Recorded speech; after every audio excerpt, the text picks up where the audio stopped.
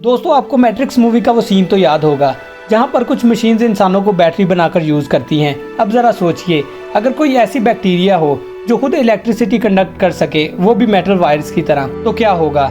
Scientist ने recently एक ऐसी बैक्टीरिया स्पीशीज डिस्कवर की है जो लिटरली बिजली कंडक्ट करती है, बिल्कुल एक तरह की जिंदा तार यानी कि लिविंग वायर बनकर। यानी कि इंसानों ने अभी तक जितनी भी कंडक्टिव चीजें बनाई थी जैसे कि कूपर, एल्यूमिनियम वायर्स, अब उनके सामने एक लिविंग कंडक्टर आकर खड़ा हो चुका है।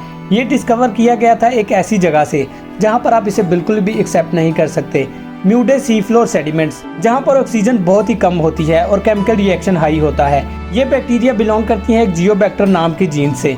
इस जीन्स को पहली दफा 1987 में आइडेंटिफाई किया गया था, लेकिन उस वक्त किसी ने सोचा भी नहीं था कि ये बैक्टीरिया इलेक्ट्रिसिटी कंडक्ट कर सकता है। लेकिन अब एक नई ट्विस्ट में साइंटिस्ट ने देखा कि ये जियोबैक्टर सिल्फिडेंस नाम की स्पीशीज नैनो वायर्स बनाती है जो लिटरली इलेक्ट्रॉन्स को एक जगह से दूसरी जगह तक ट्रांसफर करती हैं, जस्ट लाइक मेटल वायर्स।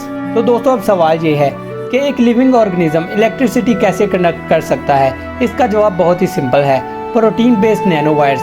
जियोबैक्टर अपने सरफेस पर एक प्लिन नाम की एक प्रोटीन बनाता है जो अल्ट्रा थिन थ्रेड यानी वायर्स की तरह काम करता है।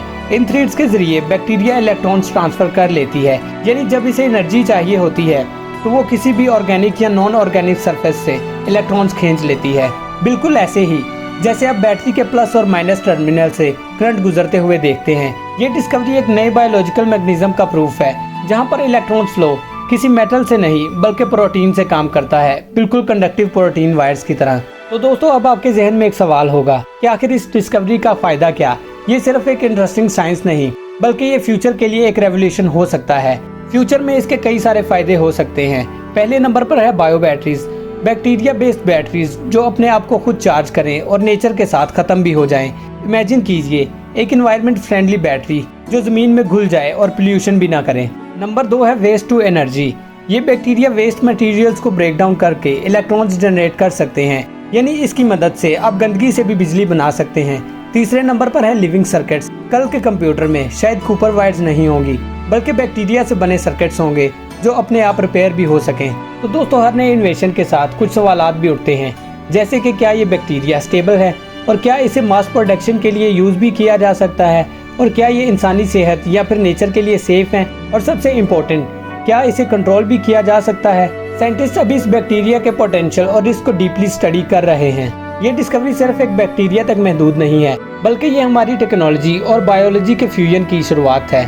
अगर आज हम बैक्टीरिया से बिजली निकाल रहे हैं तो कल हम लिविंग बिल्डिंग्स, बायो सर्किट्स और सेल्फ चार्जिंग डिवाइसेस बना सकेंगे जो जिंदा होंगी, ग्रो करेंगी और इवॉल्व भी।